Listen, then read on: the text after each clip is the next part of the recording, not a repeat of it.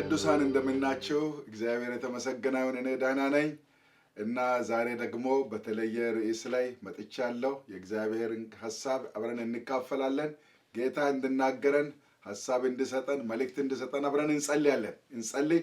ቅዱስ አምላካችን እግዚአብሔር ስምህ በሰማይና በምድር የተባረከ ይሁን። ስለሰጠን መልካምና ትልቅ ዕድል ስምህ ይባረክ። ድምፅህን አሰምተናና ደግሞ ተናገረን። ፈቃድ በመካከላችን ይፈጸም። ከፍ በል በጌታ በኢየሱስ ስም አሜን። የእግዚአብሔርን ቃል አነብላችኋለሁ። ይህም ዕዝራ ምዕራፍ 8 ላይ ከቁጥር 21 እስከ 23 ባለው ክፍል ላይ በተለይ እግዚአብሔር ጸሎትን እንዴት እንደሚሰማ የሚናገረውን ክፍል አነባለሁ። እንደዚህ ይላል።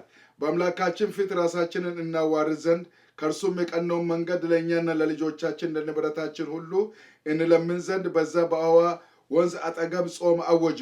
ንጉሡንም የአምላካችን እጅ በሚሹት ሁሉ ላይ ለመልካም ነው፣ ኃይሉና ቁጣው ግን እርሱን በሚተዉ ሁሉ ላይ ነው ብለን ተናግረን ነበርና በመንገድ ካለው ጠላት ያድኑ ዘንድ ጭፍራና ፈረሰኞች ከንጉሡ ይለምን ዘንድ አፍሬ ነበርና፣ ስለዚህም ነገር ጾምን፣ ወደ እግዚአብሔርም ለመንን፣ እርሱም ተለመነን ይላል።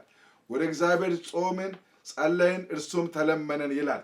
እና ዛሬ የማካፍላችሁ ምናልባት ይህን ቪዲዮ ለመጀመሪያ ጊዜ የምታዩ ሰዎች ይሄ ትምህርት እየቀጠለ ያለው የጸሎት ንቅናቄ ከሚለው ሐሳብና በከፊል ደግሞ the power of prayer ከሚለው መጽሐፍ ነው። እነዚህ በተለይ ይሄኛው በደንብ ሰፋ ብሎ ነው የተጻፈው በእንግሊዘኛ ለእንግሊዘኛ ተናጋሪዎች።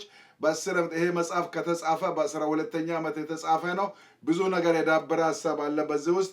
በዚህ መጽሐፍ ውስጥ ሰፊውን ነገር ታገኛላችሁ። እኔ ግን ዋና ሐሳቡን አንኳር የሆነውን ሐሳብ ነው በዚህ ስፍራ ላይ እንትን የሚለው። መጽሐፉን አግኝታችሁ ብታነቡ በጣም ጥሩ ነው።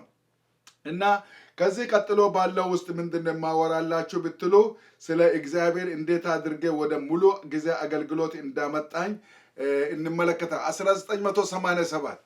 1987 ማለት የ17 ዓመታት የጸሎቴ መልስ ያገኘሁበት ዓመት ነው። የ17 ዓመታትን የጸሎቴ መልስ ያገኘሁበት ዓመት ነው። ያ ማለት የሙሉ ጊዜ አገልግሎቴ ጅማሬ ነው። 1970 ዓመተ ምህረት ላይ ሙሉ ጊዜ አገልጋይ እንደሚሆን ጌታ ተናገረኝ። ያንን ከዛ የተነሳ በቃ ጫካ እየዞርኩ ከጫካ ከተማ እየዞርኩ አገለግላለሁ ብዬ ወንጌልን ለማገልገል ብዙ ፈለግኩኝ። ነገር ግን እንደውም ከቤት ተሰናብቼ እናቴን ተሰናብቼ በጣም እወዳለሁ። እናቴ አልቅሳ ጌታ ከአንተ ጋር ይሁን እግዚአብሔር ይጠብቅ። ምክንያቱም ስደቱን በጣም ከባድ ስለነበረ ለመግደልም እየፈለጉ ስለሆነ እኔ ተደብቄ የትም ገጠር ላይ ገብቼ ወንጌል ይሰብካለሁ ብዬ ነበር። ጌታ ግን ሰዓቱ አይደለም አይዞ ብሎ ጌታ መለሰኝ። ከዛ በኋላ ለ17 ዓመታት ነበር የቆየሁት። ነገር ግን እግዚአብሔር ደግሞ ትልቅ ዓላማ ነበረውና 1987 ዓመተ ምህረት ሰዓቴ አሁን መጣለኝ። ለመውጣትም ምክንያት የሆነ ሲንጋፖር ባለው ሲንጋፖር ማለት ትንሽ ከተማ ናት። በዓለም ካርታ ላይ ዶት ሆና ነው የምታገኙት። ፋርስት ኤዥያ ውስጥ የምትገኝ ናት። የማሌዥያ ደሴት ናት። 1810 ላይ ራፍልስ የሚባል ሰውዬ እንግሊዛዊ የገዛት አገር ናትና ይቺ በጣም ያደገች አገር ናት። እዛ አገር እግዚአብሔር ሰው አዘጋጅቶልኝ ለሙሉ ጊዜ አገልግሎት ዝግጅት የሚሆን ትምህርት ለመማር ወደ ሲንጋፖር ሄድኩኝ። ያን ጊዜ 4 ልጆቼ ተወልደዋል። አንዱን ሕፃን ነፍሰ ጡር ነበረች ባለቤቴ። በጣም ከባድ ጊዜ ነበር። ደሞዜን ጥዬ ወደዛ ሄድኩኝ። ባለቤቴ በጣም ተሰቃየች። ልጆቼ ባለፈው መስክራለሁ። ልጆቼና ቤተሰቤ 3 ቦታ ተበተነ። ነገሩ ግን ከባድ ነው። ነገር ግን እግዚአብሔር ግን ጥያው የጥሪ መንገዱ ስለሆነ ግን ያው ለመቀበል ተገድጃለሁ። እግዚአብሔር ደግሞ እዛ ቦታ ላይ ሆኜ ወደዛ ትምህርት ከገባው በኋላ እንደገና እግዚአብሔር ስለ ጸሎት ተምረ አልጨረስክም ብሎ እግዚአብሔር ብዙ ነገር አስተማረኝ። ይገርማቸዋል። አንደኛው ስለ ጸሎት የተጻፉ መጻሕፍትን ይገርማቸዋል በሰፊ ለማንበብ ቻልኩ። ስለ ጸሎት የተጻፉ ስለነ ጆን ሃይድ፣ ስለነ ሃድሰን ቴይለር፣ ስለነ ዚንዘንዶርፍ ታላላቅ የጸሎት ሰዎች የጸሎት አርበኞች እንዴት በጸሎት እግዚአብሔር በእነርሱ ተአምር እንደሰራ ለማየት የቻልኩት ያኔ ነው። ያን ጊዜ እግዚአብሔር ወደ ተለየ የጸሎት ልምምድ ውስጥ እግዚአብሔር ከተተኝ።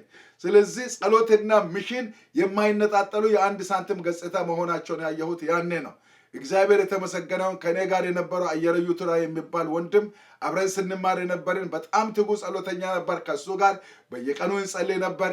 የትምህርት ቤቱ ፋካልቲ ዳይሬክተር ጆን ካይዘር የሚባል ጸሎት ለሚሽን ምን አይነት እንትን እንዳለው ይነግረኝ ነበርና እኔም ደግሞ ያንን ትምህርት ይዤ መጥቼ በዱራሜ 1993 ዓመተ ምህረት በ2001 በፈረንጆች የመጀመሪያ ሚሽን ትምህርት ቤት ጀመርኩኝ።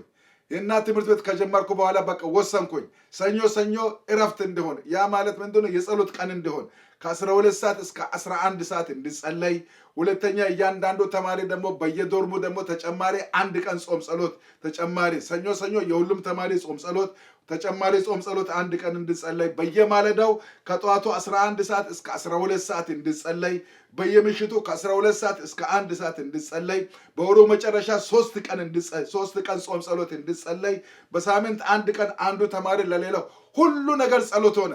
እንደውም ተማሪዎቹ ምን ሆኑ እንደዚህ ነው አሉት 25 ኮርስና እስከ 30 ኮርስ በአመት ከተማርነው በዚህ ትምህርት ቤት ላይ ስለ ጸሎት የተማርነው ይበልጣል ብለው እነዚህ ተማሪዎች በወጡበት ሁሉ ያንን አደርጎ ነበር።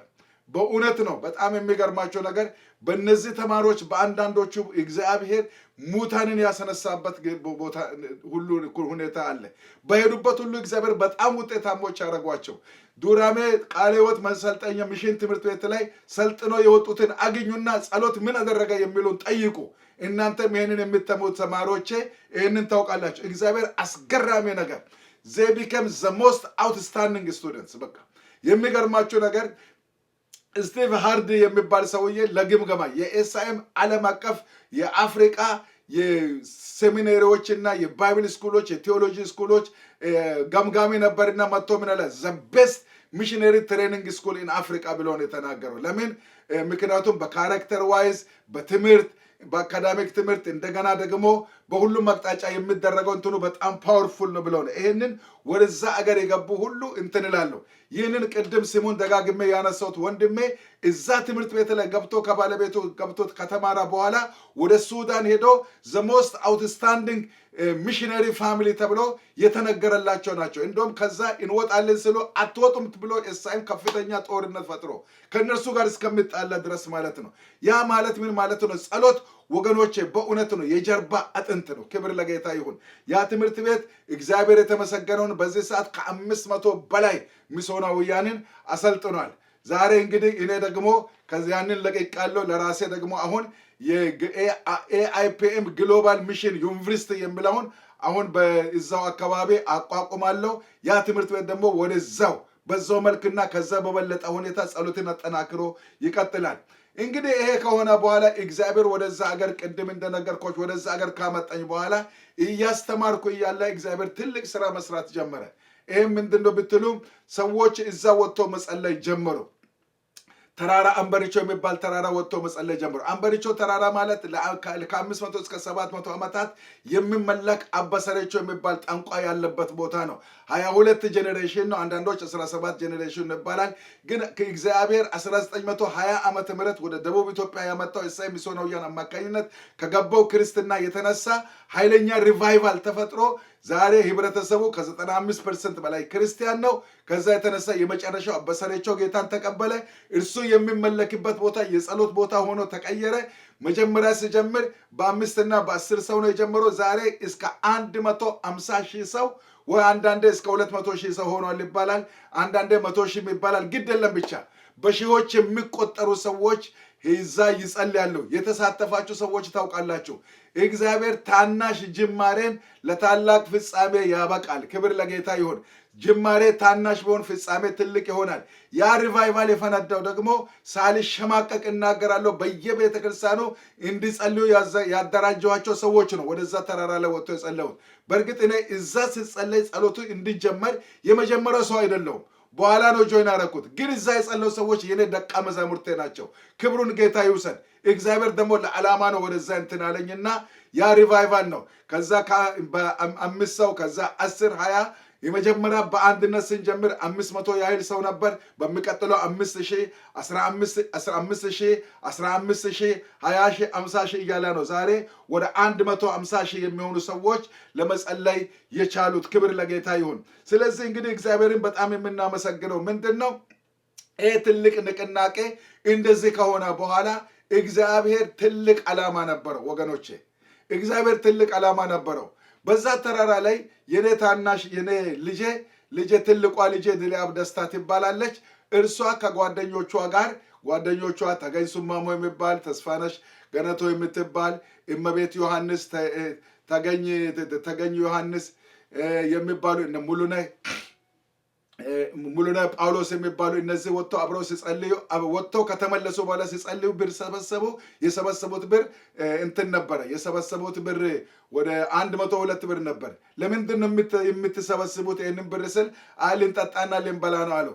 ታዲያ ለምን ለወንጌል አሰጡም ስል ከ102 ብር 52ቱን ብር ሰጡኝ። ምን ላድርግ ስል ጌታ ሚሽን ይጀምር አለኝ። በጣም የሚገርማችሁ ነገር ሚሽን ይጀምር ስል ጌታው እንዴት አድርገ ይሄንን ሚሽን እንዴት አድርገ ይጀምራለሁ? በዚህ ብር እንዴት ሚሽን ይጀምራለሁ ስል ጌታ እኔ ይችላለሁ አይዞኝ አለኝ ጌታ ይህንን ከተናገረኝ በኋላ የሚገርማቸው ነገር 1996 ዓመተ ምህረት በፈረንጆች 2004 ላይ እግዚአብሔር የመጀመሪያ ሚሽን እንድንልክ አደረገን። የመጀመሪያ ሚሽን እንድንልክ ካደረገን በኋላ እንዴት አድርጎ እንዳደገ ልነግራችሁ ይፈልጋለሁ። የመጀመሪያ ዓመት ላይ 96 አንድ ሚሽነሪ ላክን። 97 ላይ 3 ተደረገ። 98 ላይ 4 ተደረገ። 99 ላይ 7፣ 2000 ላይ 22፣ 2001 ላይ 39፣ 2002 ላይ 57፣ 2003 ላይ 101 ሚሽነሪ፣ እንደገና ደግሞ 2004 ላይ 151፣ 2005 ላይ 193፣ 2006 ላይ 53። የሚገርማችሁ ዛሬ ግን በ2015 ላይ 453 ሚሽነሪ በዓለም ደውል በኢትዮጵያ በሙሉ ተልከዋል። ክብር ለጌታ ይሁን። በእነዚህ በተላኩ ሚስዮናውያን እግዚአብሔር ያደረገውን ክብሩን ጌታ ይውሰድ። ያደረገውን ልንገራችሁ። እስከ ዛሬ ድረስ ወንጌል የሰሙ ሰዎች 3,900,640 ሲሆኑ ጌታን የተቀበሉ ደግሞ 549,440 ናቸው። ክብር ለጌታ ይሁን። እንደገና ደግሞ የተተከሉ ቤተክርስቲያናት ወደ 4,500 ቤተክርስቲያናት ተተክለው ለቤተ ክርስቲያናት ተሰጥተዋል። ዛሬ ደግሞ በዛው ቦታ ላይ በዓለም 8ኛ በአፍሪካ 1ኛ መስቀል እየተተከለ ጉድጓድ ቁፋሮን ጀምረናል። ይሄን የሚሰሙ ሰዎች ደግሞ በሙሉ ይሄንን መስቀል አብረን ነው የምንሰራው። ኢየሱስን ጌትነት አብረን እንትን የምትለው የደስታ ፕሮጀክት አይደለም፣ የኢየሱስ ፕሮጀክት ነው። የኢየሱስ ፕሮጀክት ላይ እጅህን አስገባ። ዛሬ ሳንሞት ይህንን ትልቅ ተአምር እግዚአብሔር የሰራውን አይተን ለማላት እንትን እንፈልጋለን። እግዚአብሔር ታናሽ ጅማሬን የጸለነውን ጸሎት እግዚአብሔር ሰማን። ቅድም ዕብራውያን ላይ ዕዝራ ላይ ምንድነው? ስለዚህም ነገር ወደ እግዚአብሔር ለመንን፣ እርሱም ተለመነን። ክብር ለጌታው። ዛሬ ግሎባል ኢምፓክት ነው የፈጠረው። ጌታ የተመሰገነው። እኔ ልጆቼ ተበትነዋል። የሚበሉት ጎሏቸዋል፣ አንሷቸዋል። ባለቤቴ ተሰቃይታለች። ግን እግዚአብሔር ዛሬ ሰብስቦናል። ልጆቼ በሙሉ ዛሬ ዲግሪ ይጨርሰዋል። ክብር ለጌታ ይሁን። ሁለተኛ ዲግሪያቸውንም አብዛኞቻቸው ሰርተዋል። ለእግዚአብሔር ገና ደግሞ ሁላቸውንም ዶክተሮች ያደርጋቸዋል አምናለሁ። ሁላቸውም ደግሞ ጌታን ያመልካሉ፣ ያገለግላሉ፣ ጌታን ይወዳሉ። ጸሎትን የማይተው እግዚአብሔር፣ የማይንቅ እግዚአብሔር ተአምር ሲሰራ እኔ ምስክር ነኝ። ወገኔ አይዞይ፣ ጸሎትሽ በእግዚአብሔር ዘንድ ተሰምቷል። ጸሎቴ በእግዚአብሔር ዘንድ ተሰምቷል። ትንሽ የጀመርከው ጅማሬ ትልቅ ንቅናቄ ይፈጥራል። ቅድም የሆነውን አዩ። በ52 ብር የተጀመረው ዛሬ በሚሊዮን የሚቆጠር ብር በየወሩ አውጥተን ለሚስዮናውያን እንከፍላለን። በዓለም ዙሪያ ሁሉ ወንጌል ይሰበካል። ስለዚህ ወንጌል የፖለቲካ ስራ አይደለም፣ የነፍስ መዳን ነው። ጌታ ሳይመጣ ይህንን ወንጌል እንድናደርስ እግዚአብሔር ይፈልገናል። ክብር ለጌታ ይሁን። እግዚአብሔር ይባርካችሁ። እግዚአብሔር ጸሎቴን ሰምቶ ይህንን ተአምር ሰርቷል። ለዚህ ወንጌል ደግሞ እስከሚሞት ድረስ ይቀጥላለሁ። እናንተም አብረን ደግሞ ይህንን ወንጌል እንስራ። ጌታ ይባርካችሁ። እንጸልያለን። ጌታ ሆይ ስምህ ይባረክ።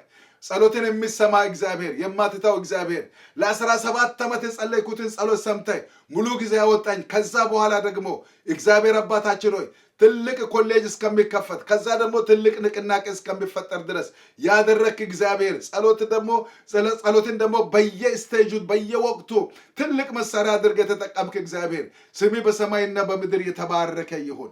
ስላደረከው መልካም ነገር ስምህ ይባረክ። ስለሰራው ስራ ስምህ ብሩክ ይሁን። እግዚአብሔር አባታችን ነው፣ በነገር ሁሉ አንተ ከፍ ከፍ በል። መልካምነትህ ከሁላችን ጋር ይሁን። ወገኖቼ ይህንን የሚሰሙ ይበረታቱ፣ ይነቃቁ። የእግዚአብሔርም ክብር ከነርሱ ጋር ይሁን። የእግዚአብሔር መልካምነት አብሯቸው ይሁን። እርዳታ በእነርሱ ላይ ይሁን። አመሰግናለሁ በኢየሱስ ስም አሜን። ጌታ ይባርካችሁ። እግዚአብሔርን በጣም አድርገን እናመሰግናለን። እግዚአብሔር በስራ ላይ ነው። ከአንቺ ጋር እግዚአብሔር ይሰራል። ከአንተ ጋር እግዚአብሔር ይሰራል። አንተ ብቻ ወስን። አዎ ለመራብ ወስን፣ ለመጠማት ወስን፣ ለጌታ ብለህ ዋጋ ለመክፈል ወስን። ያ የከፈልከው ዋጋ በምድር 100 እጥፍ በሰማይ የዘላለም ሕይወት አለና እግዚአብሔር በአንተ ተጽዕኖ ይፈጥራል። አንድ ነገር ብዬ ልጨርስ። እግዚአብሔር በእኛ ይህንን ዓለም ይቀይራል። በእኛ አፍሪካን ይቀይራል። በእኛ ዓለምን ይቀይራል። ደካሞችንን ኃያሉ እግዚአብሔር ከኛ ጋር አለ። በርቱ፣ አይዟችሁ። ጌታ ከእናንተ ጋር ይሁን። ተባረኩ። በሚቀጥለው እንገናኝ። ቻው ባይ